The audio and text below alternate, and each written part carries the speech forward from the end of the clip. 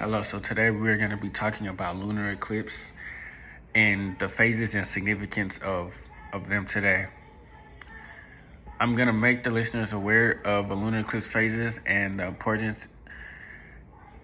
So basically, a lunar eclipse passes through three different phases, which are the venerable, partial, and total, and has fascinating communities and cultures to this day.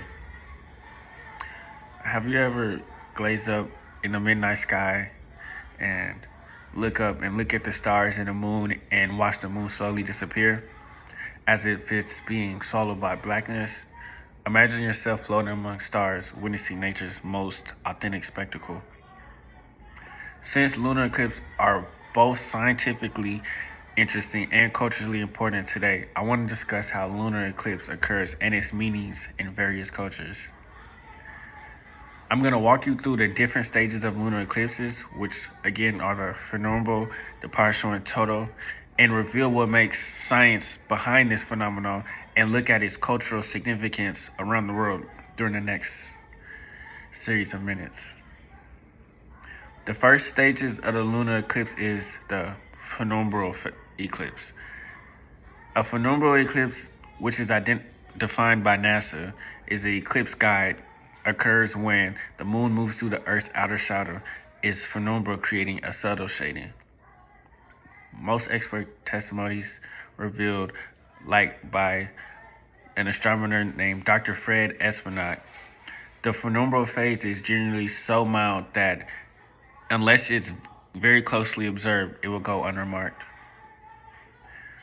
A comparison that you could compare a venerable eclipse to is like a veil of moonlight or a light bulb that's covered by a thin cloth. Because the moon continues to move, its next stages are a partial eclipse. A second phase of the lunar eclipse is a partial eclipse. The definition would be a partial eclipse occurs when a part of the moon passes through Earth's inner shadow, the umbra, creating a distinct dark bite in the moon's surface. For example, think of a cookie that has a big missing bite. This is how the moon begins to look in the partial phase. Many testimonies have said, like according to the American Astronomical Society, human eyesight can readily distinguish both areas illuminated by the sun and shadows of the moon. The transition of the partial eclipse as it leads up to the most spectacular spectacle, the total lunar eclipse. The third phase of the total lunar eclipse is,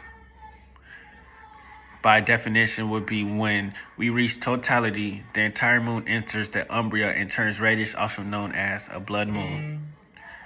A scientific explanation would be that the moon looks red because the Earth's atmosphere filters sunlight, scattering blue light and bending red light onto its surface, which is the same as a red sunset.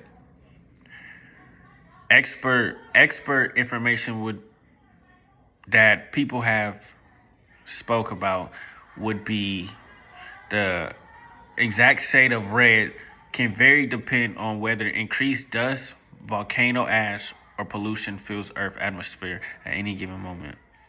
The transition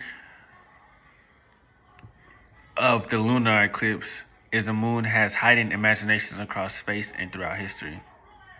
Lunar eclipses have been culturally significant in several societies, like many ancient beliefs believe in Mesopotamia.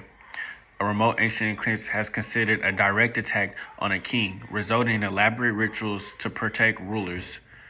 B. Mythology, also like Chinese mythology, has a legend about a dragon swallowing the moon. Hence, people beat pots and drums to frighten it away. Nowadays, individuals consider lunar eclipse to signify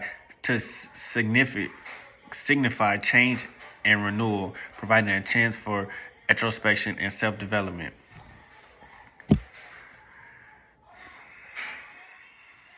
Having gone through both phases and cultural relevance of lunar eclipse, we can now appreciate their beauty and mystique more than ever. I've explained to you today the different phases of lunar eclipse, the venerable, partial, and total, and discuss how cultures across history have explained this awe-inspiring Vietnam. From subtle shadowing red moons to every phase has its scientific and symbolic story. The next time you glance up and watch the moon vanish into blackness, remember, centuries of awe inspired by a lunar eclipse are a spelling reminder of cosmic rhythm, mystique, and modest but vital place.